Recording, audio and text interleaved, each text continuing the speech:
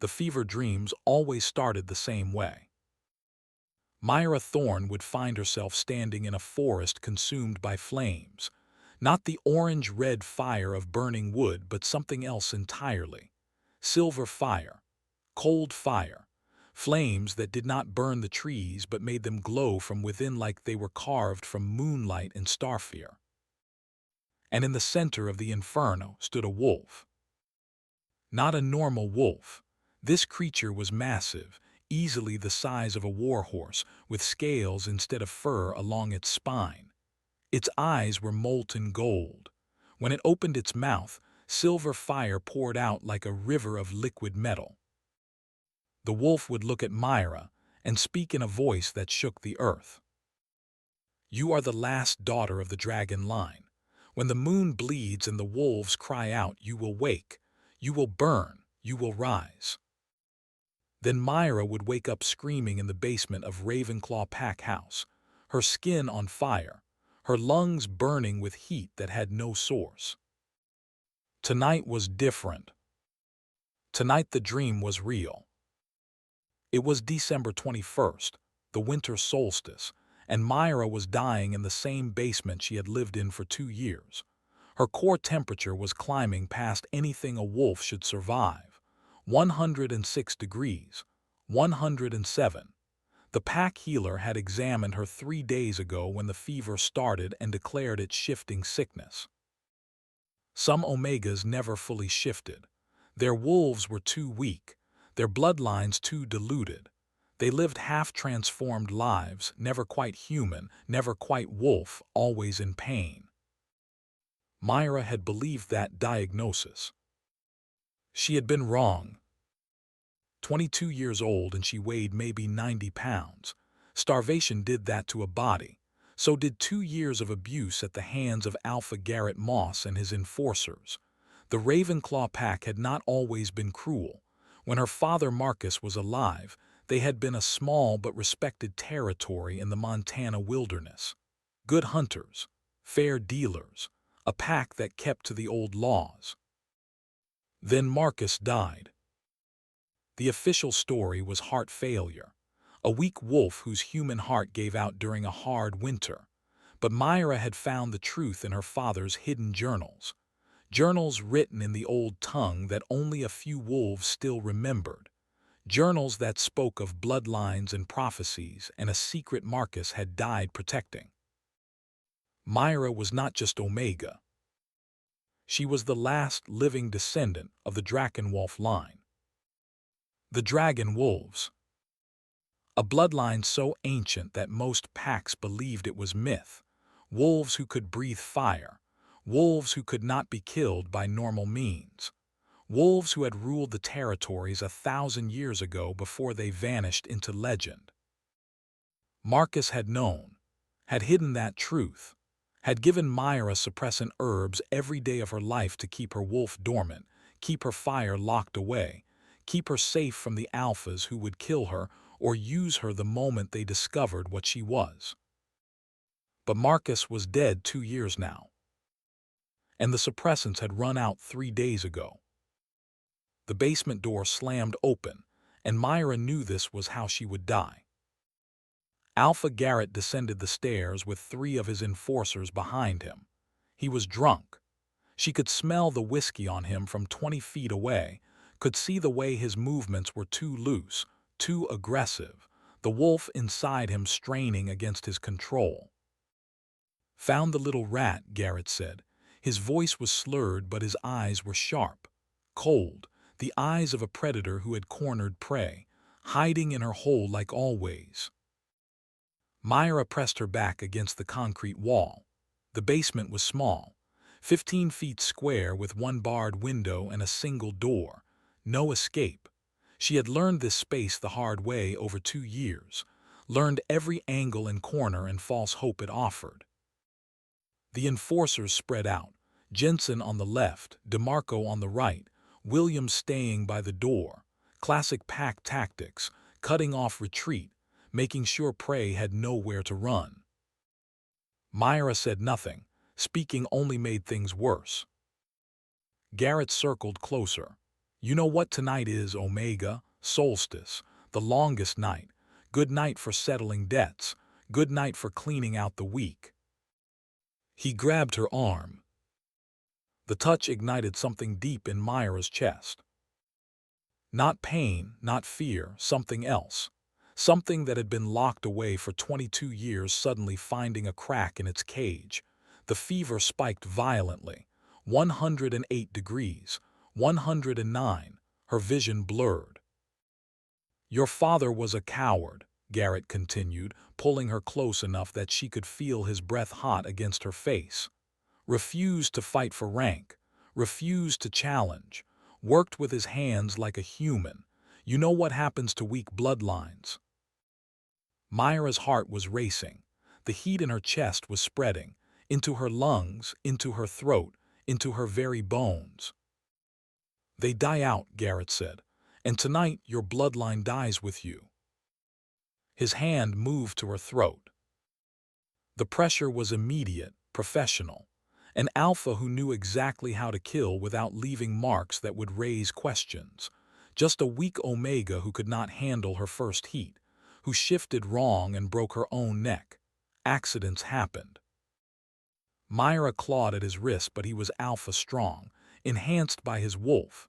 She was Omega weak, broken by starvation and abuse. The edges of her vision went dark. And then something inside her shattered. It felt like a seal breaking, like chains snapping, like a door that had been locked for 2 decades suddenly blown off its hinges. The heat in her chest exploded outward with a force that made her entire body convulse. Her wolf surged forward. Not the weak Omega wolf the pack expected, something else, something that had been sleeping, waiting, growing stronger in the dark while everyone assumed she was broken. Myra's eyes snapped open, and they were glowing silver. She opened her mouth to scream. What came out was fire. Not normal fire, not the orange flames of burning wood. This was silver fire streaked with blue and white, dragon fire, ancient and terrible and completely impossible. The stream hit Garrett full in the face. He screamed and released her throat, staggering backward. The fire clung to him like napalm, spreading across his chest, his arms, his face, burning through his shirt, blistering his skin. The smell of charred flesh filled the basement in seconds. The enforcers froze. They had seen wolves fight before, had seen challenges and blood and death, but they had never seen this. Never seen an Omega breathe fire like one of the ancient dragons from the old stories. Myra fell to her knees gasping. The fire cut off when she closed her mouth. Her throat felt raw but not burned. Her lungs ached but were whole. The dragon fire had not touched her, only him. Garrett collapsed, his wolf trying desperately to heal damage that was too severe, too fast. His face was a ruin of melted flesh and exposed bone. He was still alive but not for long. She killed the Alpha, Jensen whispered. His voice was filled with horror and awe. The Omega killed Alpha Garrett. DeMarco's wolf surged forward. His eyes flashed yellow. She's a monster, an abomination. We have to kill her before she murders the whole pack. Myra tried to stand. Failed. The effort of breathing dragon fire had drained her completely. She could feel her wolf retreating back into the depths of her consciousness, exhausted, still not fully awake. Williams shifted. It was not a smooth transformation. He was too agitated, too afraid. His wolf burst through his skin in a mess of cracking bones and tearing flesh until a massive gray wolf stood where the man had been. 180 pounds of muscle and fangs and instinct that said kill the threat. Myra knew she was dead. She had killed an alpha. Pack law was absolute. The penalty was death. Even if she could explain the dragon bloodline, even if they believed her, it would not matter. She had broken the oldest law. Williams lunged. The basement window exploded inward. A wolf came through the opening in a spray of glass and twisted metal bars that should have been too strong to break. This was not a pack wolf. This was something bigger, much bigger. Easily 300 pounds, with fur the color of winter storms, dark gray streaked with silver. The wolf hit Williams in midair and they crashed to the concrete floor in a tangle of snapping jaws and raking claws. The fight lasted 3 seconds. The gray wolf was faster, stronger, more experienced. It crushed Williams's throat with one bite and dropped the body. Jensen and DeMarco shifted immediately, their wolves erupting in that violent, uncontrolled way that meant pure panic. 2 against 1. Bad odds even for a wolf as large as the gray. But the gray wolf was not alone. 4 more wolves poured through the broken window, smaller than the gray but still massive by pack standards. They moved with the coordinated precision of warriors who had fought together for years. They hit Jensen and DeMarco from 3 angles simultaneously, and the enforcers did not stand a chance. The basement was silent 30 seconds later.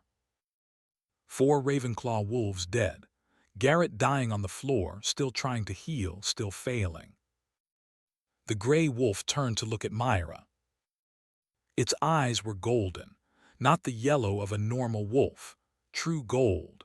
The color of ancient bloodlines and alpha dominance so absolute it made her omega instinct scream to submit. The wolf shifted. The transformation was smooth, controlled, nothing like the violent changes she had just witnessed. Bones rearranging, fur receding. Within seconds, a man stood where the wolf had been. He was massive even in human form, 6.5 feet tall with broad shoulders and muscle that spoke of a lifetime of fighting. His hair was dark with silver at the temples. Scars crossed his chest and arms, old wounds from claws and fangs. His face was hard, all sharp angles and cold assessment. But it was his eyes that held her, golden, intense, looking at her like she was a puzzle he was trying to solve. "Mira Thorne," the man said. His voice was deep, rough, the voice of someone who did not speak often but commanded absolute attention when he did. "Daughter of Marcus Thorne, last of the dragon line." It was not a question. Mira tried to speak, failed. Her throat was too raw. The man pulled off his coat and wrapped it around her shoulders. It was warm from his body heat and smelled of pine and snow and something else, something that made her wolf stir despite its exhaustion. "My name is Dominic Hale," the man said, "Alpha King of the Northern Territories. I owed your father a blood debt. He saved my life 20 years ago during the war with the Eastern Pacts, made me promise that if anything happened to him, I would protect you." Mira found her voice. It came out as a whisper. "My father never mentioned you. He was protecting you. The fewer people who knew about our connection, the safer you were." Dominic glanced at Garrett's dying form. Clearly that did not work. One of the other wolves shifted. A lean Asian woman with short black hair and eyes that never stopped moving, constantly assessing threats. "Alpha, the pack will know something happened. We need to move." "Agreed." Dominic looked back at Mira. "Can you walk?" "I think so." "Then we leave now." He lifted her to her feet. Mira's legs shook but held. The fever was still burning through her system, but it had plateaued.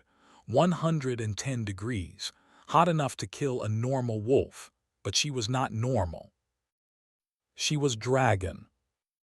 They climbed through the broken window into the December night. The cold should have been brutal, 20 below zero with wind that cut through clothing like claws, but Mira barely felt it. Her body heat was too high. Steam rose from her skin in clouds. The Ravenclaw packhouse was burning. Not from her fire. This was normal flames, orange and red, consuming the old wooden structure. Smoke poured from the windows. Wolves were evacuating, dragging unconscious pack members into the snow, shouting for healers and water. Myra stared at the destruction. Did I do this? The dragon fire spread, Dominic said. Old buildings burn fast. How many? Does it matter? You were defending yourself. Pack law is clear. An Omega can kill to prevent her own death. Garrett was Alpha. I broke hierarchy law. Garrett was a tyrant who abused his position. The Council will understand. Myra was not so sure. The Council of Alphas was the ruling body of all North American packs. 12 Alpha kings and queens who met 4 times a year to settle disputes and enforce the old laws. They were not known for their mercy. A howl split the night. Not from Ravenclaw pack. This came from the forest to the north. Deep, resonant, a sound that carried for miles and made every wolf within earshot freeze in instinctive recognition. That was a challenge howl. Someone was coming for blood. Dominic's wolves shifted immediately, forming a protective circle around Myra. The lean woman, whose name Myra still did not know, growled low in her throat. Shadow Fang, she said, I can smell them. How many? Dominic asked. At least 20, moving fast. Dominic cursed in a language Myra did not recognize. Old tongue, pre-council. They must have been watching Ravenclaw, waiting for a moment of weakness. They're here for her, the woman said, nodding at Myra. Word travels fast in the supernatural world. An Omega breathing dragon fire. Every Alpha in 1,000 miles will want to claim her or kill her. Then we make sure they fail. Dominic turned to Myra. His expression was unreadable, but his eyes held something that might have been concern. I need you to do exactly what I say. No questions. No hesitation. Your life depends on it. Myra nodded. Shift, Dominic commanded. Show me your wolf. I can't. I've never fully shifted. The suppressants my father gave me kept my wolf locked down. The suppressants are gone. Your dragon bloodline is awake. Your wolf will answer now. Try. Myra closed her eyes, reached for the wolf she had felt earlier. The presence that had surged forward when Garrett tried to kill her. It was still there, exhausted but present, waiting beneath her skin. She pushed. The shift hit her like a physical blow. Her bones broke and reformed. Her skin stretched and tore. Fur erupted across her body in a wave of silver white that gleamed in the firelight. The pain was indescribable, like being torn apart and rebuilt simultaneously. When it ended, Myra stood on 4 legs instead of 2. Her wolf was smaller than Dominic's, maybe 120 pounds, but the size was not what made the other wolves step back in shock. Her fur was silver, pure silver like moonlight on snow, and along her spine, running from her neck to her tail, were scales, dragon scales, translucent and shimmering with an inner light. Ancestors preserve us, the lean woman whispered. The prophecy was true. The dragon wolves have returned. Dominic stared at Myra's wolf form for a long moment. Then he smiled. It was not a kind expression. It was the smile of a warrior who had just gained an unexpected advantage. Shadow Fang wanted a fight, he said. Let us give them one they will never forget. The enemy wolves burst from the tree line. 20 of them, all in wolf form, all huge, well-fed, trained fighters. Shadow Fang was a mercenary pack, wolves who sold their services to the highest bidder. Assassinations, territorial disputes, any violence an alpha wanted done without dirtying their own claws. They were here to kill Myra and anyone who protected her. The battle was chaos. Dominic's 5 wolves against 20 mercenaries, terrible odds, suicide odds, But Dominic's pack fought like they had been born for this. Coordinated, vicious, using the terrain and each other to maximum advantage. Dominic himself was a force of nature. His wolf tore through Shadow Fang ranks like they were made of paper, claws ripping, fangs crushing, moving with a speed that should have been impossible for something his size. But they were still outnumbered. 3 of Dominic's wolves went down in the first minute. Not dead, but wounded badly enough to be out of the fight. That left Dominic and the lean woman against 17 enemies. Mira had never fought before, never trained, never even shifted until 3 minutes ago. But her dragon bloodline remembered. She felt it rise inside her like a tide, ancient knowledge. Instincts burned into her genetic code over 1,000 years of dragon wolves defending their territory. She knew how to fight, how to kill, how to breathe fire in wolf form. She opened her jaws and silver flames poured out. The stream caught 2 Shadow Fang wolves and they went down screaming. The rest scattered, suddenly uncertain. This was not what they had signed up for. They had expected an Omega, weak, defenseless.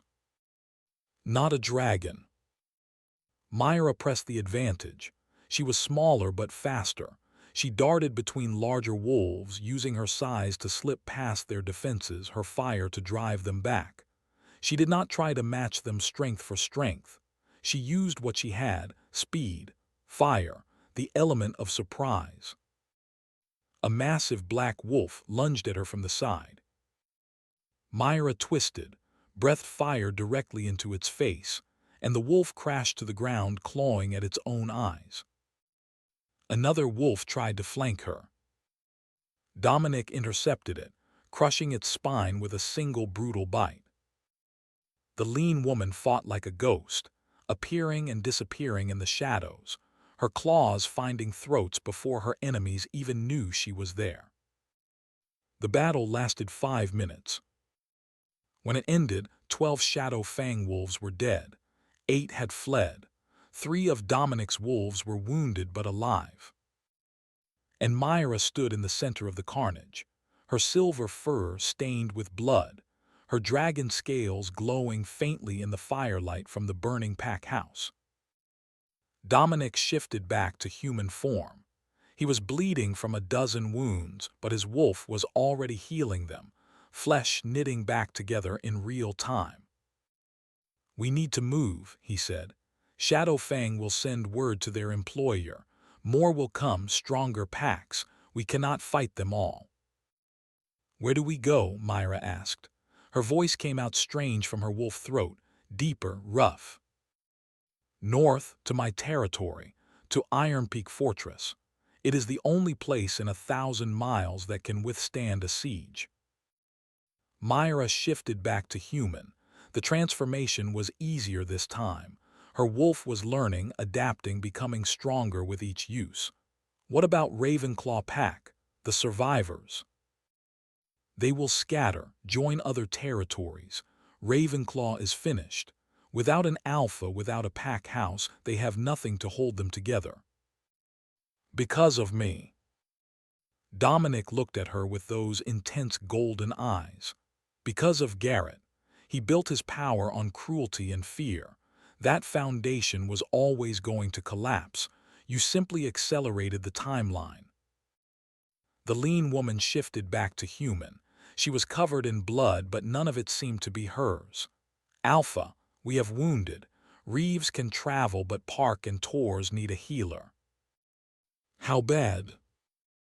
"Park has a crushed foreleg. Tors took claws to the gut. He is healing, but slowly."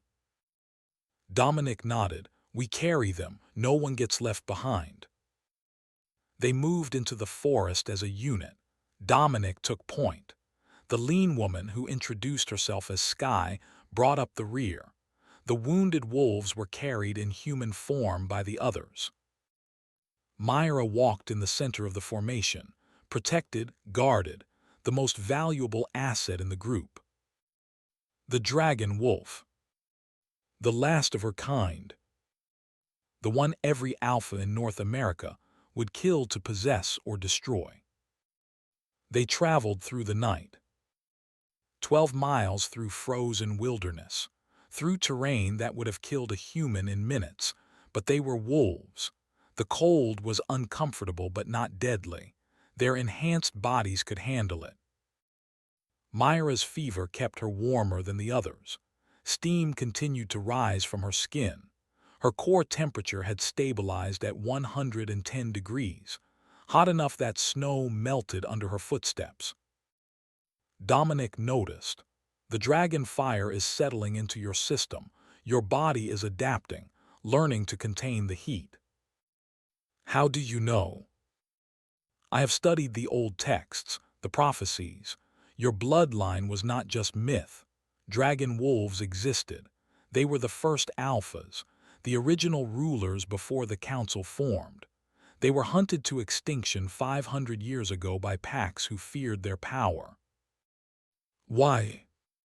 Because dragon wolves could not be challenged, could not be killed by normal wolves.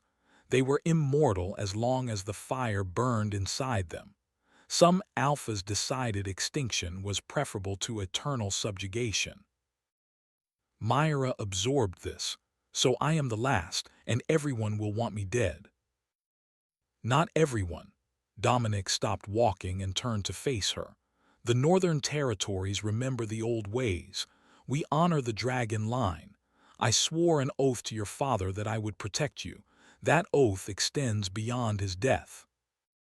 Why would you do this? Risk your pack for one Omega. Dominic's expression shifted. Something flickered in his golden eyes. Because your father saved my life when he had no obligation to do so. Because honor demands I repay that debt. And because the world needs dragon wolves again. The council has grown corrupt. Alphas abuse their power. Omegas are treated as property. The balance is broken. You represent a chance to fix it. I am one wolf. You are the dragon wolf. That makes you worth an army. They reached Iron Peak Fortress as dawn broke over the mountains. The fortress was not a building, but a territory carved from the bones of the earth itself. 10 square miles of defensible terrain in the heart of the Northern Territories. Natural barriers on 3 sides made it nearly impossible to approach undetected.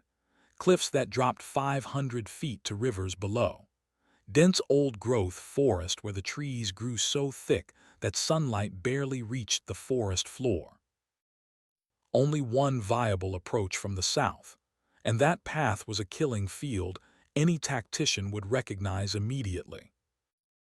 And at the center of this natural fortress, carved directly into the living rock of the mountain, was the stronghold itself. Not human construction. This was older than that. Much older. Wolf-made in an age before humans knew this land existed. Tunnels and chambers and defensive positions that had been expanded over generations, each alpha adding their own improvements, their own innovations, until the fortress became a living thing that grew with the pack. The entrance was a massive stone archway 20 feet high and carved with runes in the old tongue. Mira recognized some of the symbols from her father's journals: protection wards, blood seals, magic so ancient that most modern wolves had forgotten it existed. Dominic pressed his palm against the stone, and the runes flared to life, glowing with soft blue light that pulsed in time with his heartbeat. The massive doors swung inward without a sound, revealing the interior. The warmth hit Mira first. Not uncomfortable but noticeably warmer than the frozen December air outside. Geothermal heat from deep in the mountain, channeled through stone passages in a system of natural temperature regulation that modern engineers would envy. The main chamber was vast, easily 100 feet across and 60 feet high at the vaulted ceiling. Natural light poured in through cleverly angled openings that captured the sunrise and distributed it throughout the space. The walls were carved with more runes, these ones telling stories.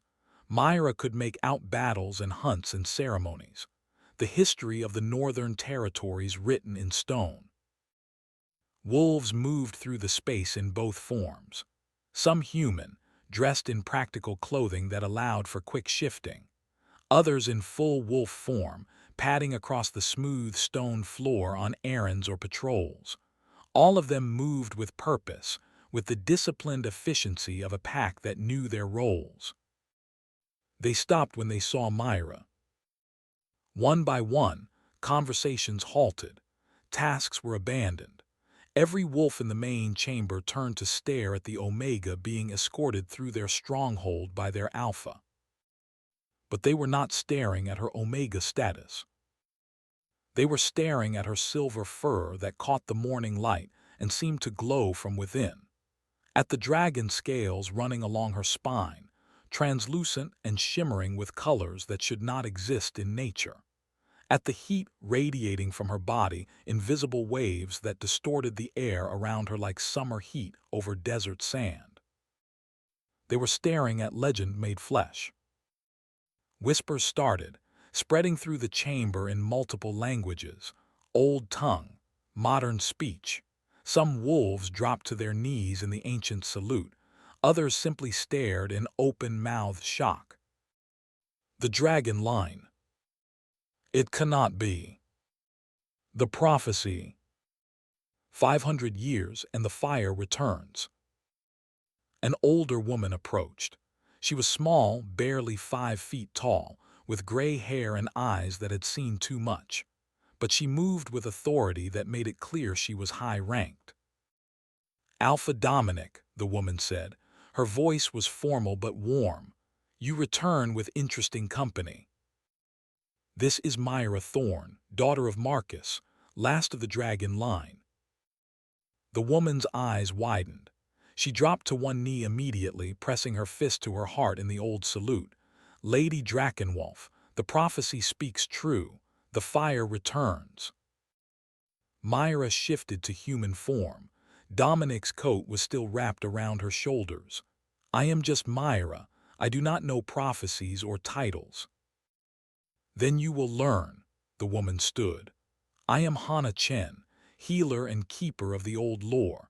Your bloodline has been absent for 5 centuries, but it is not forgotten. You are heir to power that predates the council itself. I just want to survive. Survival is the first step. Reclaiming your birthright comes next. Dominic interrupted. Hana, we have wounded.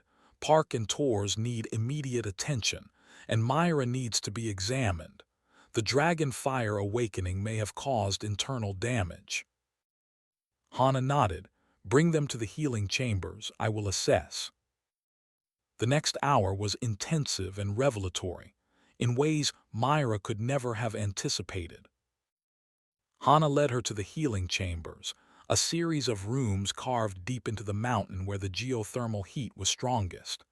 The main chamber had a pool of mineral water that steamed gently, heated by the earth itself.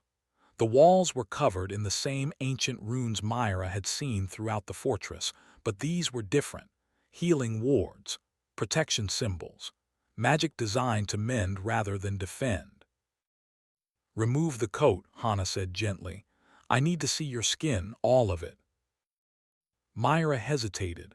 A lifetime of Omega conditioning made her want to cover herself, hide, stay small and unnoticed.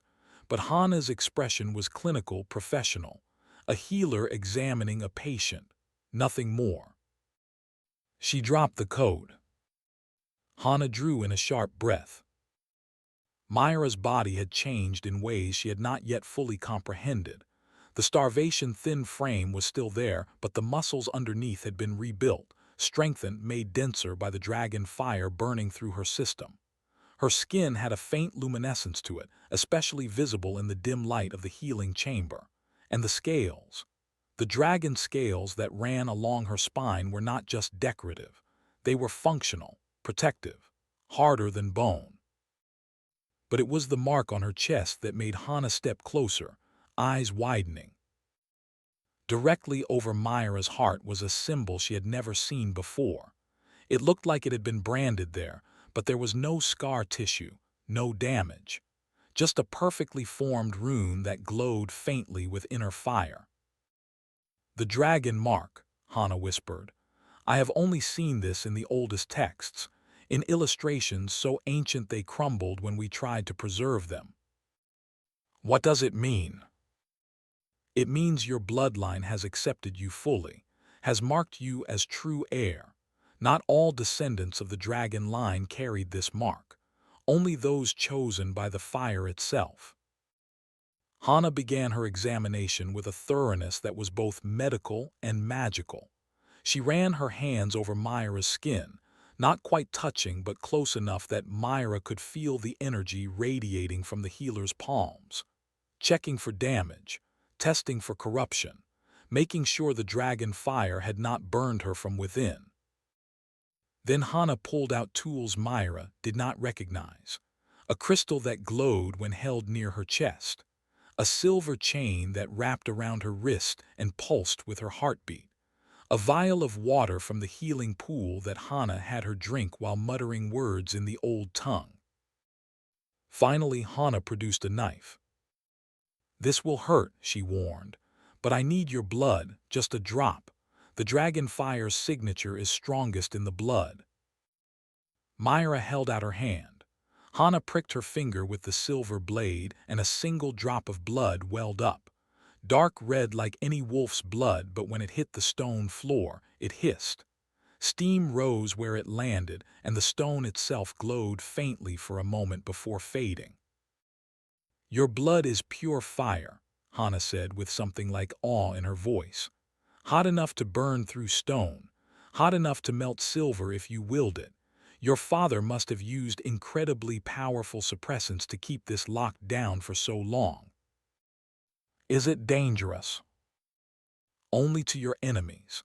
Hana collected the blood drop carefully in a crystal vial and sealed it. Your body is changing, yes. The dragon fire is rewriting your cells at a fundamental level. Your bones are becoming denser, your muscles stronger, your organs adapting to operate at temperatures that would kill a normal wolf. But you are handling it. Your bloodline prepared for this. You are not becoming a monster. You are becoming what you were always meant to be. And what is that exactly? Dragon wolf, the apex predator, the original alpha, a being that exists at the intersection of wolf and dragon, mortal and elemental, flesh and fire.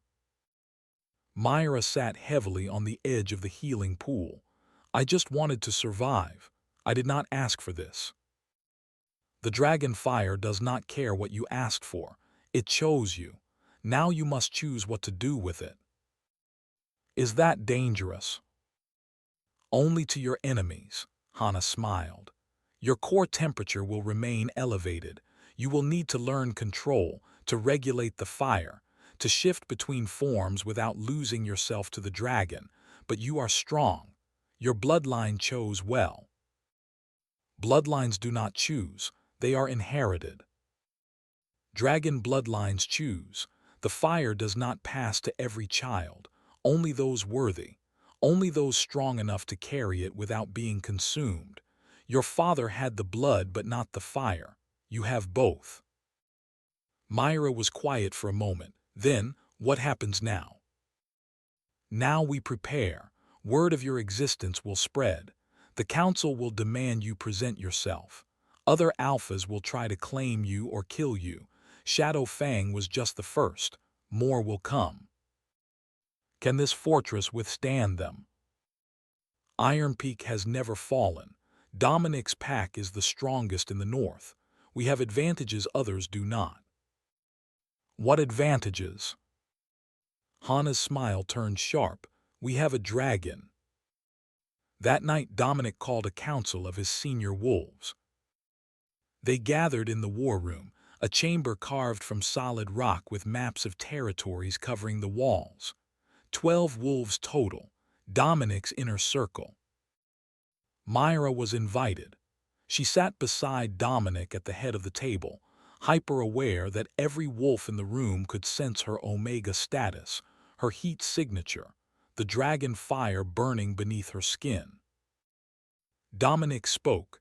You have all heard the rumors by now. I will confirm them. Mira Thorne is the last dragon wolf. She carries the bloodline of the first alphas. She is under my protection." A massive wolf with gray fur and scarred face spoke up. "Alpha, with respect. Protecting a dragon wolf will paint a target on this entire pack. Every territory will see us as a threat. The council will demand she submit to their authority." "I know, Reeves. And you still choose this path." "I do." Another wolf, younger, with nervous energy. "What if the council orders us to surrender her? We cannot fight all 12 territories." "We can, and we will if necessary." Sky leaned forward. The Shadow Fang attack was coordinated. Someone hired them specifically to kill Myra. Someone who knew about her bloodline awakening before we did. We have a leak or a seer watching us. Dominic's expression darkened. "Find them. I want to know who sent Shadow Fang and why. I want to know if this was sanctioned by the council or if we are dealing with a rogue alpha. And if it was the council, then we prepare for war." The room fell silent. War with the council was unthinkable. It had not happened in 200 years. The last pack that defied the ruling alphas had been wiped from existence. Every wolf dead, their territory salted, their names struck from the records. Myra spoke for the first time. "You should not risk your pack for me. Give me supplies and point me north. I can disappear into the wilderness. Live alone. No one needs to die." Dominic turned to look at her. His golden eyes were intense. "That is not an option." "Why not?" "Because you are Dragon Wolf. You cannot hide what you are, your scent, your heat, your fire. Every supernatural creature within 100 miles will sense you. You would be hunted down within a week." "Then what do you suggest?" "We go to the council, publicly. We demand they recognize your bloodline rights. Force them to acknowledge you as legitimate heir to Dragon Wolf territories." "I have no territories." "You do. The Dragon line ruled half of North America before they were exterminated. Those lands were redistributed to other packs, but the claim was never formally dissolved. You are the last heir. You have legal right to reclaim what was taken." Myra stared at him. "You want me to challenge the council for territory? That is suicide." "It is the law, older than the council. They cannot refuse without admitting they have no legal authority. And if they grant your claim, you become untouchable. A recognized alpha with sovereign territory." Sky nodded slowly. "It is bold, possibly insane, but it might work." Reeves was less convinced. "And if the council decides to kill her and deal with the legal fallout later?" "Then they will have to go through me," Dominic said quietly. "And every wolf in this room. Are you with me?" One by one, the wolves around the table pressed their fists to their hearts. The old salute. The oath of loyalty.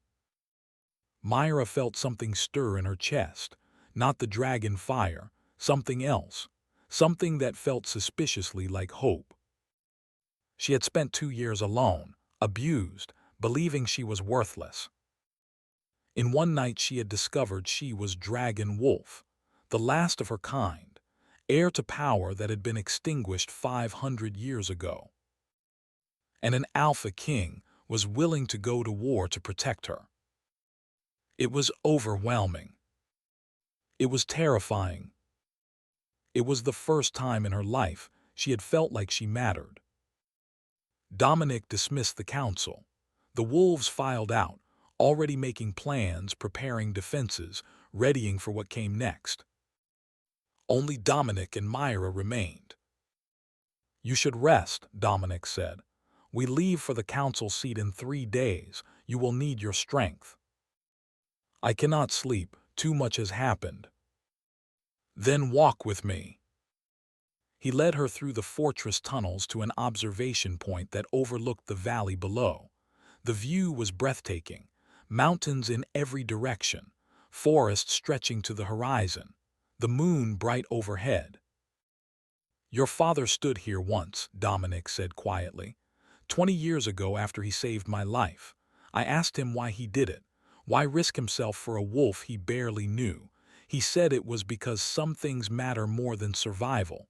Honor, duty, the belief that we are responsible for more than ourselves. Myra looked at him. "You loved him." "As a brother, he was the best wolf I ever knew." "He never mentioned you." "Because he was protecting you even then. He knew if our connection became known, you would become a target, leverage against me. So he erased himself from my life, stayed in that backwater pack, suppressed your bloodline, all to keep you safe." "It did not work." "No, but he tried. That counts for something." They stood in silence, watching the valley. Finally, Myra asked the question that had been burning in her mind all day. "Why do I feel this way when you are near?" "What way?" "Calm, safe, like my wolf recognizes something in you." Dominic was quiet for a long moment. When he spoke, his voice was careful. "Dragon wolves do not bond like normal wolves. They do not have fated mates. They choose." "Choose what?" "Who they will burn for, who they will protect, who earns the right to stand in their fire and not be consumed." Myra turned to face him fully. "And have I chosen?" Dominic met her eyes. "I do not know, have you?" The dragon fire stirred in her chest, not burning, warming, reaching toward the alpha standing beside her with a certainty that terrified and thrilled her in equal measure. "I think I might have," Myra whispered. Dominic smiled. It transformed his entire face, made him look younger, less burdened. "Then we have 3 days to figure out what that means, before we walk into the council seat and challenge the most powerful wolves in North America." "No pressure." "None at all." They stood together watching the moon rise over the mountains, and Myra felt, for the first time in her life, like she was exactly where she was supposed to be. The dragon wolf had awakened, and the territories would never be the same. The attack came on the second night. Myra was in the training grounds learning to control her shifts when the warning howls echoed through the mountain valleys. Not the challenge howls of yesterday. These were different, urgent, multiple packs, coordinated assault. Dominic's wolves responded instantly. No panic, no hesitation. They had drilled for this scenario 100 times, defenders to the walls, scouts to the high points, vulnerable pack members to the deep chambers. Myra shifted to her wolf form instinctively. The transformation was smoother now after 2 days of practice. Her silver fur gleamed in the torchlight. The dragon scales along her spine caught the fire and reflected it back in shifting patterns. Sky appeared at her side, already in wolf form. The lean black female with intelligent eyes and scars across her muzzle. She had been assigned as Myra's personal guard, protection and training combined. Dominic's massive gray wolf padded into the courtyard from the war room. His presence immediately settled the organized chaos. He raised his head and howled once, a complex sound that carried layers of meaning only wolves could fully parse. "Hold positions, assess threat, wait for my command." The response came from 24 wolves stationed around Iron Peak. Acknowledgement, readiness, unity. Then came the enemy howls. Myra had never heard anything like it.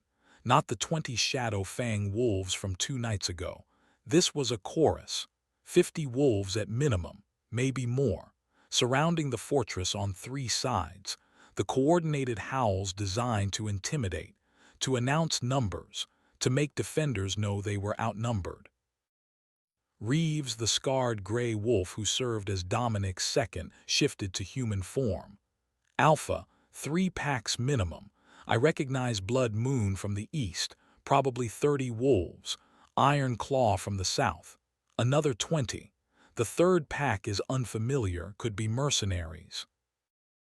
Dominic shifted as well, his transformation fluid and controlled. Tactics. They are not attacking. Not yet. This is a siege formation. They plan to surround us and negotiate, or starve us out. How long can we hold? Food and water, 3 months morale, depends on what they offer. A new voice cut through the night. Female. Amplified somehow so it carried across the valley. Not magical exactly, but using the natural acoustic properties of the mountains to project sound. Dominic Hale, Alpha King of the Northern Territories, we would speak with you, under truce, under the old laws. Dominic's jaw tightened, but he called back, who speaks? Morgana Blackthorne, voice of the council, come to the neutral ground. Bring no more than 2 wolves, we will do the same. Mira shifted to human, sky's spare clothing barely fitting her smaller frame. It is a trap. Probably, Dominic agreed. But the old laws are binding. If she offers truce and I refuse, she can claim I broke protocol. That gives the council legal grounds to declare me rogue. And if you go and she kills you, then Reeves becomes Alpha and you become his problem. Reeves snorted, comforting. Dominic looked at Mira, really looked at her with those golden eyes that seemed to see more than they should. I need you to stay here, behind the wards. They cannot touch you inside the fortress without declaring war on sacred ground. And if this Morgana demands I come out, then I tell her to go to the Hell Realm and take her council mandate with her. 20 minutes later, Dominic walked through Iron Peak's gates with Sky at his side. Mira watched from the walls, every instinct screaming that this was wrong, that Dominic was walking into an ambush. But the old laws were absolute, truce was sacred. Breaking it would mark a wolf as oath breaker, exile, death. No pack would take them in. The neutral ground was a clearing halfway between Iron Peak and the siege lines. Flat, open, nowhere to hide. Torches had been placed in a circle, their flames casting dancing shadows across the snow. Morgana Blackthorne waited in the center. She was tall for a female wolf, nearly 6 feet, with dark hair that fell to her waist and eyes the color of old blood. She wore robes rather than practical clothing, deep purple embroidered with silver runes that glowed faintly in the torchlight. A witch, then. One of the rare wolves born with magic in their blood as well as their bones. Beside her stood a massive wolf in human form, 7 feet tall with skin marked by ritual scars and eyes that glowed red. Not natural eye color, enhanced, corrupted, blood magic at work. Dominic Hale, Morgana said when he entered the circle. Her voice was smooth, cultured, the accent of someone who had spent time in the old countries. How long has it been? 10 years. 12. The treaty negotiations after the Western War. Ah yes, where you refused to cede territory even though your pack was outnumbered 3-1. Stubborn then, stubborn now. I prefer to think of it as principled. Morgana smiled. It did not reach her eyes. And your principles have led you to harbor an abomination, a dragon wolf. Do you have any idea what you have done? I have honored a blood debt, protected a wolf under my care, upheld the old laws. The old laws were written before dragon wolves were hunted to extinction. They do not apply here. The law is the law. There are no exceptions written for bloodlines you find inconvenient. The massive red-eyed wolf growled low in his throat. Morgana raised a hand and he fell silent. Let me be clear, Morgana said. The council demands you surrender the dragon wolf. Immediately, she will be taken to the council seat for evaluation. Her bloodline will be assessed, her threat level determined. And then she will be dealt with according to council decree. Dealt with, Dominic repeated flatly. You mean killed? I mean neutralized. Dragon wolves cannot be allowed to rise again. They were exterminated for a reason. Because they could not be controlled. Because they represented a threat to corrupt alphas who abused their power. Because the council feared them. Morgana's expression hardened. I will give you 1 hour to surrender her. If you refuse, the 3 packs currently surrounding your fortress will be joined by 9 more. 12 packs total. The entire council unified against you. No territory has ever withstood that kind of assault. Iron Peak has never fallen. There is a first time for everything. Dominic held her gaze. I will not surrender Mira Thorne. She is under my protection. That protection extends until death, mine or hers. Then you condemn your entire pack to die with you, for 1 Omega, 1 abomination. Is she really worth that? Yes. The answer was simple, absolute, without hesitation. Morgana studied him for a long moment. Then her expression shifted, became calculating. There is another option, one the council would find acceptable. I am listening. A blood bond between you and the dragon wolf, binding her to your pack permanently, making her your responsibility in the eyes of supernatural law. If she causes destruction, you pay the price. If she breaks laws, you answer for it. Your life for hers, literally. Sky shifted slightly beside Dominic. The offer was a trap, had to be. Blood bonds were ancient magic, unbreakable except by death. If Mira ever lost control, if the dragon fire consumed her, if she became the weapon the council feared, Dominic would die with her. But it would also make her untouchable. A blood-bonded wolf had all the rights and protections of their bond partner. If Dominic was Alpha King, then Mira would be recognized as royalty, protected by his status, subject to his authority but also shielded by it. There are conditions, Dominic said carefully. Of course, the council would require proof of the bond, a public ceremony, witnessed by alpha representatives, and the dragon wolf would be forbidden from reclaiming any ancestral dragon territories. She remains Omega, powerless, just bonded to you for life. And if I refuse this generous offer, then we attack at dawn, 12 packs, 300 wolves. Even Iron Peak cannot withstand those numbers.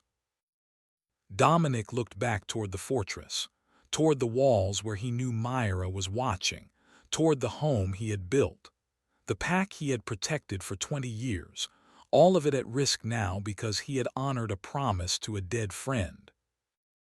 No, not just because of a promise. Because it was right, because Mira deserved to live, because dragon wolves were not the monsters the council claimed. Because when he looked at her, he saw more than Omega, more than weapon, more than bloodline. He saw a wolf who had survived 2 years of hell and come out breathing fire. He saw strength the council would never acknowledge. He saw his mate. The realization hit him like a physical blow. His wolf had known from the moment he saw her in that basement, had recognized her through the scent of fear and blood, had claimed her before his human mind could process what was happening. Dominic Hale, Alpha King who had sworn he would never take a mate because it was a vulnerability he could not afford, had found his match in the last dragon wolf. The universe had a cruel sense of humor. I accept, Dominic said, a blood bond public ceremony, but I have my own condition. Which is? Mira chooses. If she refuses the bond, I will not force her. That is not negotiable." Morgana's eyes narrowed. "You would risk your entire pack on the chance she says no." "I would risk everything to give her a choice. That is the difference between the council and me. You see property. I see a person." "How noble and naive." Morgana turned to leave, then paused. "One more thing, Dominic. We have 8 of your wolves, a supply patrol that left Iron Peak 2 days ago. They are currently guests of Blood Moon Pack, unharmed. But that status is temporary." Dominic went very still. "You took hostages." "We took insurance. Surrender the dragon wolf or accept the blood bond. You have until dawn to decide. If you choose to fight, your wolves die first, slowly, as an example." She left the circle with her red-eyed companion. Dominic and Sky returned to Iron Peak in silence. When they were safely behind the wards, Sky shifted and dressed. "It is a trap. Blood bonds can be corrupted, turned against the bonded pair. Morgana is a witch. She knows magic the council does not even acknowledge exists." "I know. And you still plan to offer this to Myra?" "I plan to explain the options and let her choose. That is all I can do." They found Myra in the war room with Reeves and Hannah. She had heard every word. The acoustic properties of the valley worked both ways. "They have 8 wolves," Myra said without preamble. "Hostages, and you are considering bonding yourself to me for life to save them." "I am considering giving you the option. The choice is yours." "What are the other options?" Reeves spoke up. "We fight. 12 packs is devastating odds but not impossible. Iron Peak has advantages, terrain, fortifications. Wolves who would die before surrendering, we could hold for weeks, maybe force them to negotiate better terms." "How many would die?" "Half our pack, maybe more, and that is optimistic." Hannah added quietly. "Or we could run, take Myra and flee north, into the territories beyond council control, the wild lands where rogue packs and ancient things still live. We would be exiles, but we would survive." "And the wolves they are holding hostage?" Myra asked. No one answered. The implication was clear. Hostages died if you fled. Myra looked at Dominic. "Explain the blood bond, all of it. No soft words, no protecting my feelings, truth." Dominic sat across from her at the war table. "A blood bond is permanent. Our lives become linked. If one dies, the other follows within hours. If one is tortured, the other feels it. We share strength, share wounds, share existence. It is the most intimate connection 2 wolves can have short of mate bond." "And the difference between blood bond and mate bond?" "Blood bond is chosen, deliberate. A contract sealed in magic and witnessed by the supernatural world. Mate bond is biological, instinctive. The wolf recognizes its perfect match and there is no choice. You bond or you go insane fighting it." Myra was quiet. "Then, do you have a mate?" "No." "Why not?" "Because I never met a wolf my wolf recognized as match. Until now." The words hung in the air. Myra drew in a sharp breath. "You think I am your mate?" "I think my wolf recognized you the moment I saw you. I think the blood bond would simply formalize what my wolf already knows. But I will not force you. You have had too many choices stolen already. If I say no, if I refuse both the bond and your protection, then I help you escape north, give you supplies and knowledge and a chance at survival, and I stay here and face the council knowing I honored your choice." "They would kill you." "Probably." "That seems like a poor trade, your life for my freedom." "Some things are worth dying for." Myra stood and walked to the window overlooking the valley. The siege lines were visible now. Campfires.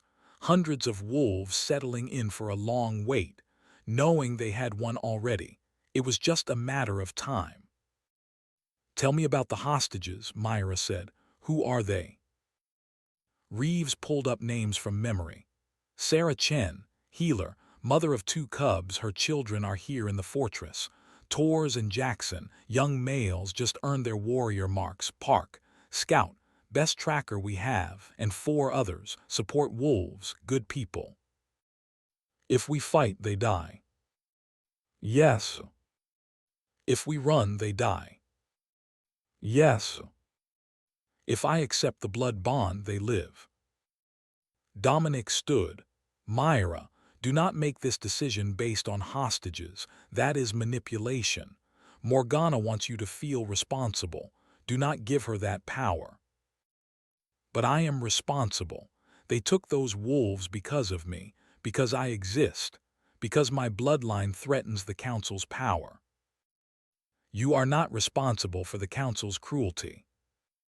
"But I can stop it." She turned to face him. Her eyes were glowing faintly silver, the dragon fire rising in response to her emotions. "I choose the blood bond. I choose to save your wolves. I choose you." The room fell silent. Dominic crossed to her in 3 strides. "You understand what you are agreeing to. Your life bound to mine, your death tied to my survival. No freedom, no independence, permanent." "I understand, and I choose it anyway." "Why?" "Because you gave me a choice. Because you protected me when you had no reason to. Because your wolves are willing to die for me even though I am Omega, even though I am dangerous. That kind of loyalty deserves the same in return." Dominic reached out slowly, giving her time to pull away, and cupped her face in his hands. His palms were warm, calloused. The hands of a warrior who had fought 1,000 battles and carried the scars to prove it. "The bond will hurt," he warned. "Blood magic always does, and once it is done, there is no breaking it. Not even death fully severs the connection. Our souls will be tangled for eternity." "Then let them be tangled." He kissed her. It was not gentle, not careful. It was the kiss of a wolf who had just claimed his mate and knew the universe was laughing at the timing. Myra kissed him back with the desperation of someone who had just chosen life over survival and was terrified it was the wrong choice. When they broke apart, her eyes were fully silver, dragon fire burning just beneath her skin. "When?" she asked. "Dawn, public ceremony, witnessed by the council representatives. That was Morgana's condition." "Then we have 6 hours to prepare." Hana stepped forward. "I will need to gather materials. Blood bond requires specific components: silver, dragon blood, fire that has never touched earth. This is old magic, dangerous." "Can you do it?" "Yes, but there will be pain, for both of you. The magic will rewrite your very essence.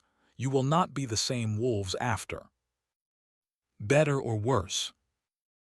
"Different, stronger together, weaker apart, bound in ways that terrify most wolves, which is why blood bonds are so rare."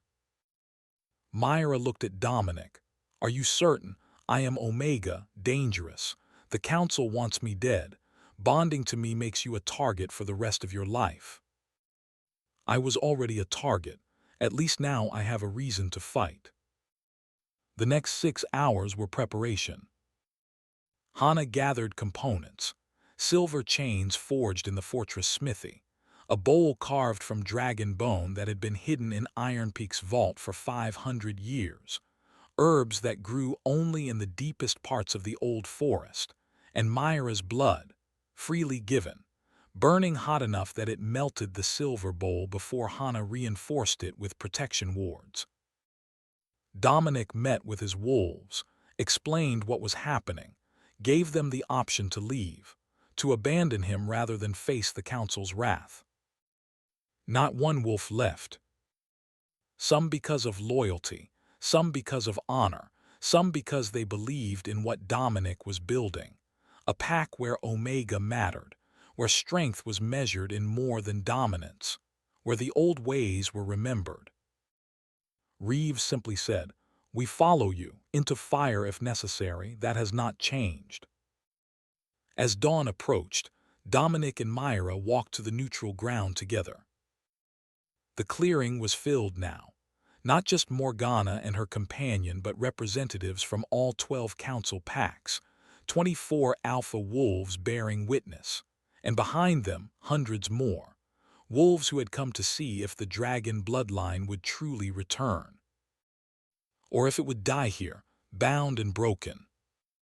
Hana had set up the ritual space in the center, a circle of silver chains, the dragon bone bowl filled with herbs and Myra's blood, torches that burned with silver fire created from Myra's own flames. "Are you ready?" Dominic asked quietly. "No, but I choose this anyway." They stepped into the circle together. Hana began to chant in the old tongue, words that predated the council, that reached back to the time when wolves and magic were one, when blood was currency and bonds were sacred. She cut Dominic's palm first. His blood was dark red, normal, alpha blood, but nothing special. Then she cut Myra's palm, dragon fire blood, hot enough to steam in the frozen air. They pressed their bleeding hands together. The magic hit like lightning. Myra screamed, not from pain, though there was pain, but from the sheer overwhelming sensation of another soul crashing into hers. Dominic's presence in her mind was massive, solid, a mountain of will and strength and barely controlled violence that had been disciplined into honor. She felt his memories, 20 years of war, 3 brothers lost, promises made and kept, the weight of command, the loneliness of being alpha when everyone needed you to be strong and no one asked if you were okay. And she felt his wolf, ancient, powerful, scarred from 1,000 battles but still fighting, still protecting, still believing that strength meant protecting the weak, not crushing them. Dominic felt her in return, felt 2 years of basement darkness, starvation, abuse. The moment her father died and she realized she was alone, the terror of breathing fire for the first time, the desperate hope that Dominic was real, that protection was possible, that she mattered. And he felt her dragon, not a wolf, not really, something older, primal, fire-given consciousness, ancient beyond measure and absolutely certain that Dominic was hers, that this bond was destiny, that they would burn together or not at all. The magic sealed. Silver light exploded outward from their joined hands, washing over the clearing in a wave that made every wolf present drop to their knees. The power was too much, too ancient, too absolute. When the light faded, Dominic and Myra stood in the center of the circle, hands still joined, both glowing faintly with silver fire. The blood bond was complete. Morgana Blackthorne stepped forward. For the first time there was something like respect in her expression. Witnessed, acknowledged, bound by old law and new, Dominic Hale and Mira Thorne are blood bonded, their lives are one, their fates linked, so say the council. The gathered wolves echoed, so say the council. "Release the hostages," Dominic said. His voice carried across the clearing with new resonance. The blood bond had changed him, made him stronger. Morgana nodded.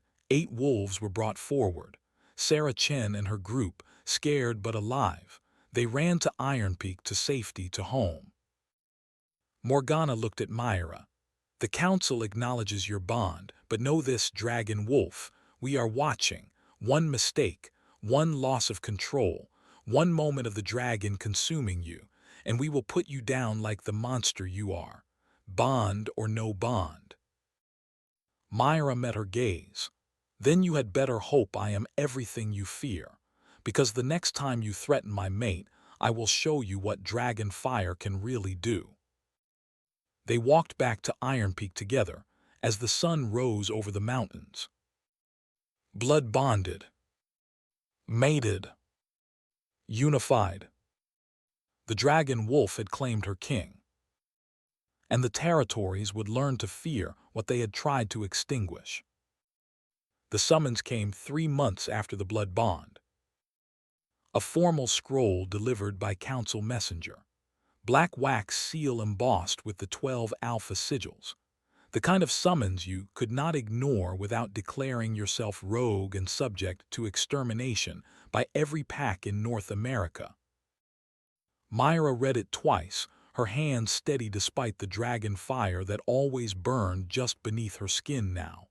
The formal language, the polite threats, the command disguised as invitation. "They want me at the council seat," she told Dominic. "Public presentation, evaluation of my bloodline, determination of threat level." "I know, I received the same summons." "It is a trap." "Absolutely." They were in Dominic's private chambers, the suite carved deepest into the mountain where the geothermal heat made the air almost comfortable for someone whose core temperature ran 20 degrees hotter than normal. 3 months of living together, of being blood bonded, of learning what it meant to have another soul tangled with your own. It had not been easy. The bond was intimate in ways Mira had not anticipated. She felt Dominic's emotions, his pain when old war wounds ached, his satisfaction when pack business went well, his frustration when wolves challenged his decisions. And he felt hers, the nightmares about Garrett, the fear that she would lose control and burn someone she cared about, the slowly growing certainty that she was falling in love with the Alpha King who had risked everything to give her a choice. "We could refuse," Mira said without conviction. "Stay here, make them come to us. They would declare us rogue. 12 packs would lay siege again. And this time Morgana would not offer blood bond as alternative. She would simply burn Iron Peak to bedrock. She has that kind of power. She is the oldest living witch in North America, 500 years old if the records are accurate. She has power most wolves cannot comprehend." Mira walked to the window that overlooked the training grounds. She could see Sky running combat drills with the younger wolves, teaching them to fight like she had taught Mira, fast, dirty, using every advantage. "When do we leave?" "Tomorrow at dawn. 2-day journey to the council seat. We bring 20 wolves as honor guard. The rest stay here to defend Iron Peak in case this is a feint to draw me away from the fortress. And if the council decides I am too dangerous to live." Dominic crossed to her, wrapped his arms around her from behind, his chin resting on top of her head. The gesture was comfortable now, natural. 3 months of bonding had made touch essential. They needed it like food and water, proof that the other was real, that the bond held. "Then we fight," he said quietly, "and we die together if it comes to that. The bond ensures we go down side by side." Not comforting. Not meant to be. They departed Iron Peak at dawn with an honor guard of 20. Sky and Reeves flanked Mira. Cole, Hannah, and 16 other wolves who had volunteered knowing this might be a suicide mission disguised as diplomatic visit. The journey took 2 days through territory Mira had never seen. Past the northern borders into neutral lands, through the great forest where trees grew for 1,000 years and wolves still howled in the old tongue, past sacred sites where the first packs had made their covenants with the spirits of earth and sky, and finally to the council seat itself. The fortress made Iron Peak look primitive. This was not carved stone and natural caves. This was architecture. Gothic spires rising 300 feet into the air, walls thick enough to withstand dragonfire, gates inscribed with every protection ward and blood seal known to supernatural kind. And inside, waiting in the great hall that could hold 1,000 wolves comfortably, sat the council. 12 alpha kings and queens representing every major territory in North America. Mira recognized Morgana immediately, the dark-haired witch in her purple robes, but the others were new, terrifying in their power and presence. The Blood Moon Alpha was massive, 7 feet tall with ritual scars covering every inch of visible skin. His eyes glowed red from blood magic that corrupted as it enhanced. The Iron Claw Alpha was female, small but radiating the kind of controlled violence that said she had clawed her way to power through sheer brutality. The others varied, old and young, male and female, but all of them carried the weight of absolute authority. These were wolves who ruled territories the size of small countries, who commanded thousands, who had survived countless challenges and wars. And they were all staring at Mira, with expressions ranging from curiosity to outright hostility. Morgana stood. Mira Thorne, last of the dragon line, you stand before the council to be evaluated, to determine if you represent threat or opportunity to the supernatural order. Speak your lineage. The formal challenge. Refusal would be admission of shame. Acceptance was walking into whatever trap they had prepared. Mira stepped forward. Dominic moved to follow, but she raised a hand. This she had to do alone. I am Mira Thorne, daughter of Marcus Thorne, son of Helena Thorne, daughter of Cassandra Drakenwolf. I carry the dragon line through 40 generations back to the first wolves who bonded with elemental fire. I am the last, and I am here. Show us your wolf, the Blood Moon Alpha demanded. Let us see if the bloodline breeds true or if you are simply Omega pretending to power. Mira shifted. The transformation was controlled now. 3 months of practice, 3 months of learning her body.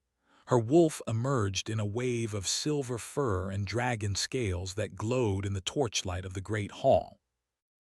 The assembled wolves drew back. Even the council alphas looked shaken. Her wolf was larger than it had been 3 months ago. The dragon fire had been rewriting her body continuously, making her stronger, denser, more capable of containing the elemental power. She was easily 180 pounds now, still smaller than most alpha males but no longer the weak omega she had been. And the scales, the dragon scales along her spine were fully formed now, harder than bone, hot to the touch, glowing with inner fire that pulsed in time with her heartbeat. Breathe, Morgana commanded. Mira opened her jaws and silver fire poured out. Not a defensive burst, not a weapon, a controlled stream that she directed at the stone floor, melting rock into glass, proving she could regulate the intensity, the heat, the destruction. The council chambers fell absolutely silent. When Mira shifted back to human, she stood naked before them, unashamed, the dragon mark on her chest glowing bright enough to cast shadows. The bloodline breeds true, Morgana said quietly. More than true. You are stronger than the records indicate your ancestors were. 3 months of awakening and you already control fire that took ancient dragon wolves decades to master. What does that mean? Mira asked. It means you are dangerous. It means the council was right to fear your return. It means we must decide here and now if you live or die. Dominic stepped forward. She is blood bonded to me. Killing her kills me. Are you prepared for that consequence? We are prepared for whatever is necessary, the Iron Claw Alpha said. Her voice was cold, calculating. 1 alpha is not worth the risk of dragon wolves rising again. Then let me offer an alternative, a new voice said. An alpha Myra had not noticed before stepped forward from the shadows. He was young, maybe 30, with white blonde hair and eyes that shifted color like oil on water. His power signature was strange. Neither wolf nor witch, but something else entirely. "Who speaks?" Morgana demanded. "Kieran Nightshade, Alpha of the Western Fringe, keeper of the ancient covenants, and I say the council acts in haste and fear rather than wisdom." "The Western Fringe has no vote," the Blood Moon Alpha growled. "You are too small, too new. Your pack has existed for what, 50 years?" 73, and the ancient covenants give me voice if not vote. I invoke the old trial, the right of lineage to prove worth through challenge. The council erupted in argument. Myra looked at Dominic through the bond. "What is the old trial?" "A ritual from before the council existed. Trial by combat. You would face 3 challenges designed to test your bloodline. If you survive, the council must acknowledge your right to exist. And if I fail, you die, and so do I." "Wonderful." Morgana raised her hand and the argument stopped. "The old trial has not been invoked in 200 years. Are you certain you understand what you are asking, Kieran?" "I am certain the council has grown soft and afraid, that we execute threats rather than integrate them. The dragon wolves ruled for 1,000 years, and in that time packs prospered. We have ruled for 500 and pack life has become stagnant, hierarchical, cruel. Perhaps we need the dragon line to remind us of what we were." "Pretty words, but you speak of returning power to a bloodline specifically exterminated because they could not be controlled." "I speak of giving one Omega the chance to prove she is not the monster you fear." Morgana looked at Myra. "Do you accept the old trial, 3 challenges? Succeed and you are acknowledged as legitimate alpha with all rights and protections. Fail and you die." "What are the challenges?" "Combat magic, leadership, designed to test your wolf, your dragon, your wisdom. You will be given no preparation, no assistance. You face each trial alone." Myra felt Dominic's protest through the bond, felt his absolute certainty this was trap, felt his desperate need to protect her. She silenced him with a thought: "I have to do this. If I run now, I run forever." Through the bond she felt his reluctant agreement. "Then fight well. I will be waiting when you finish." "I accept the old trial," Myra said clearly. The council chambers erupted in activity. The first challenge was combat. They took Myra to an arena carved into bedrock beneath the council seat, circular, 200 feet across, walls too smooth to climb, no weapons, no magic beyond what the combatants carried in their blood. Her opponent was the Blood Moon Alpha's champion, a massive male wolf with dead eyes and scars that spoke of 100 victories. He had killed 27 wolves in challenge combat, never lost. The rules were simple: fight until one submitted or died. The wolf charged the moment the horn sounded. Myra shifted mid-leap, her silver wolf meeting his attack with claws extended. They crashed together in a tangle of fangs and fur. He was stronger, heavier, more experienced. But she was faster. She twisted beneath his guard, raked her claws across his exposed belly, and leaped away before he could retaliate. Dragon fire enhanced reflexes. She moved like lightning given wolf form. The champion tried to corner her. She breathed fire in his face. He retreated howling, blinded but not beaten. His wolf could regenerate. Already the burned tissue was healing. Myra changed tactics. No more fire. Sky had been right, she needed more than one weapon. She used her size, darted between his legs, bit at his joints, his tendons. The weak points Sky had drilled into her for 3 months. Do not fight strength against strength, fight smart. The champion fell after 10 minutes of sustained assault. Too much damage, too many wounds. His regeneration could not keep pace. Mira stood over him, her fangs at his throat, and waited. He submitted with a whimper. The arena fell silent. The Omega had defeated a champion. The second challenge was magic. They brought her to a chamber where Morgana waited with a puzzle. Ancient, terrible, a magical lock that had sealed a vault for 300 years, 7 layers of wards, blood magic and elemental binding and protections so complex that 3 council witches had died trying to unravel them. "Open it," Morgana said, "or burn trying." Mira studied the wards. They were beautiful in a lethal way, interconnected, each one feeding the others. Break one wrong and they all exploded, taking the chamber and everyone in it. But Mira had dragon fire. And dragon fire was older than witch magic. She did not try to unravel the wards. She burned through them. Silver flame that consumed magical energy like kindling. The wards tried to resist, tried to drain her power, but dragon fire was infinite as long as her heart beat. She poured everything into the flame and the wards shattered. The vault opened. Inside was a single black crystal, pulsing with corrupted energy. "What is it?" Mira asked.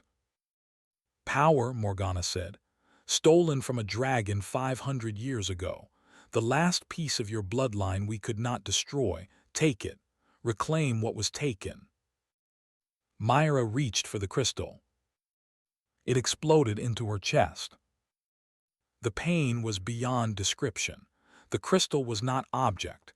It was contained soul, dragon soul, the last living piece of the ancient dragons that had bonded with wolves a millennium ago. It wanted free.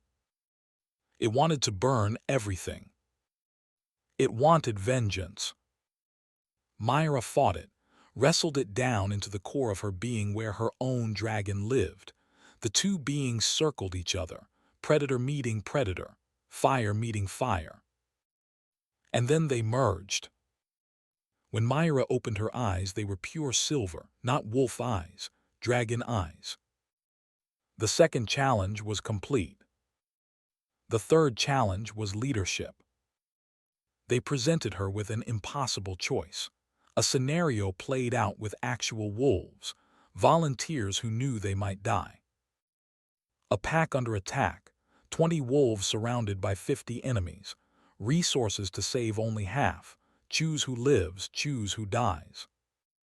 The test was not about combat or magic, it was about the weight of command, the burden of making impossible choices and living with consequences. Mira studied the scenario, saw the trap immediately. There was no right answer. Save the strong and you are heartless. Save the weak and you doom your pack to extinction. So she changed the question. "I refuse the choice," she said. Morgana frowned. "That is not an option." "It is the only option.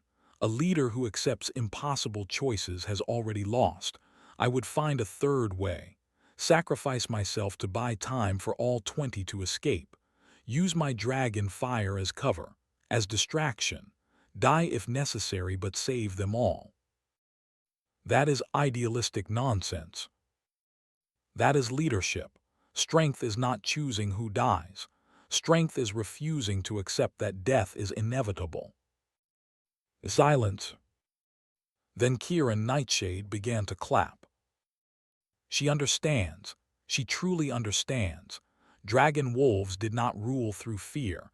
They ruled through sacrifice, through the willingness to burn themselves so others could live. Morgana looked at the other council members. One by one they nodded. "The old trial is complete," Morgana announced. "Mira Thorne has passed all 3 challenges. By ancient law and binding covenant, the council acknowledges her bloodline, acknowledges her right to exist, and grants her claim to territory. Mira swayed. The challenges had drained her completely.